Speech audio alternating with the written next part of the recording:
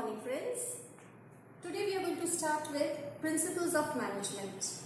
The father of management, Henry Fayoli, born in the year 1841 and passed away in the year 1925. He is known as the father of management. He was the one who propounded the 14 principles of management. He was a French mining engineer, and in his book he propounded the 14 principles of management. The book was named General and Industrial Administration. Now let's look at the 14 principles one by one. The first one, division of work. The principle of division of work says that the whole work should be divided into small sub-parts. The small sub-parts should be according to the skills, the interests, the capabilities of the employees. Division of work leads to specialization. The second principle refers to the principle of authority and responsibility. The meaning of the words authority and responsibility are that if a person is given the authority, that means the person is having the power to take decisions. The power to take decisions, why is it required? Because in order to fulfill the objectives or reach the targets of the concern of the organization, you need to work with a group. Responsibility means if there is any failure, so the person, the manager, would be held responsible. So Henry Fayol suggested that there should be a balance between authority and responsibility. The third is principle of discipline. Now in every organization you find there are certain sets of rules and regulations which are to be obeyed by all the employees and all the workers of the organization. So obedience of the rules and equally respecting them is the principle of discipline. Now coming to the fourth principle, that is principle of unity of command. Very simply put in a phrase, that is orders being received from one boss at a time. So if the subordinates are receiving, what will happen if more than two bosses are giving orders? Then the subordinate is bound to get confused and it is going to lead to chaotic atmosphere. So in order to avoid that, Henry Fayol suggested that at a point of time, orders should be received from one boss at a time. Unity of direction. Now this means one big plan and under the leadership or headed by one head or one superior. So one plan and one head. So the head or the superior along with his group or employees or workers should direct the plan himself or herself in order to reach the objectives. The sixth one, very importantly, subordination of individual interest to organizational interest.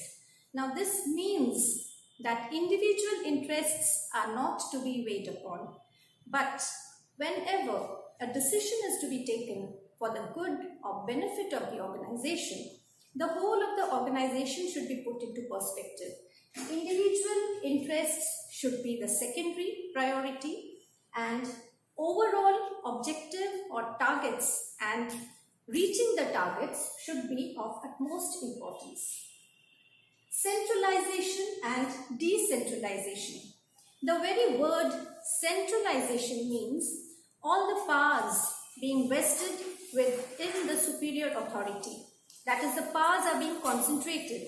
So that is centralization, where one person is given the power to take or make the decisions.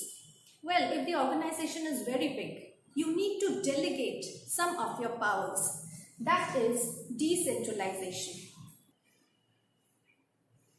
The next principle states the principle of remuneration. Now what is remuneration? It is the reward for the work the employee is putting in, the efforts the employee is making in the organization. So it should be fair wages for the person to remain satisfied. Otherwise, what will happen if the employee is unsatisfied? It is going to affect the productivity, which is going to result in the losses of the concern. Hence, Henry Fayol suggested that the employee should be paid fair wages according to their skills, abilities, competency levels. The next you will find the scalar chain, which means the hierarchy of the communication. Hierarchy stands for a ladder. Usually orders are given from the top to the bottom, and the orders are received from the top. That means the superior will give the orders and the employees are supposed to follow those. Now what happens at times? This takes a lot of time and it results in delay in decision making.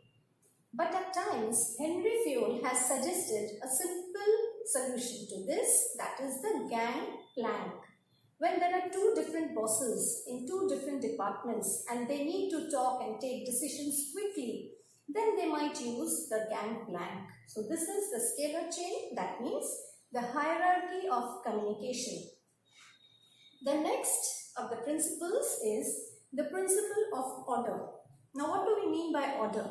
That means right things at the right places, so that at times of need, you find them at proper places.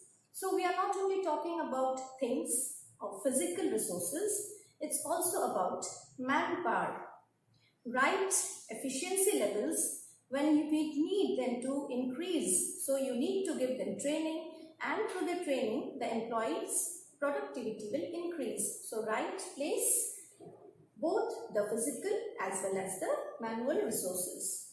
When we talk about equity, that means equal treatment for all the employees by the boss or by the superior. That is the next principle of equity.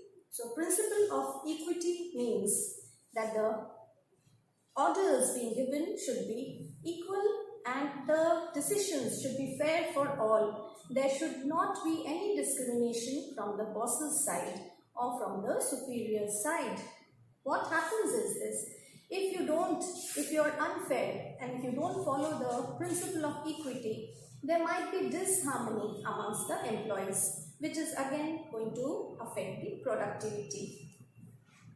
The next one again relates to the employees, that is stability of tenure. If the employee is working with the back of the mind having this lurking fear of always getting removed from the job, directly it is going to affect the productivity. Hence, it is told the employee should be given the assurance of permanency in the job. That is, he won't be robbed of the job, and according to his skills, the payments will be made and the job is secure. So that means he is stable in the present job. This also has another good point, that the concern or the organization won't have labor turnover, which is a very big problem in modern organizations. The 13th principle deals with principle of initiative. Now what is initiative? It means any new idea or new plan, they have to be encouraged from the boss. Again, this leads to well-being, a feeling of attachment, loyalty to the organization. So it increases the productivity after all. Finally, when we talk about the principle of esprit de corps, now this means itself that you're working in a group together. When there is this feeling of togetherness, the feeling of loyalty towards the organization grows. And when you have a team spirit, united we stand, divided we fall. Now this is the essence of the last principle, that is esprit de corps. Thank you.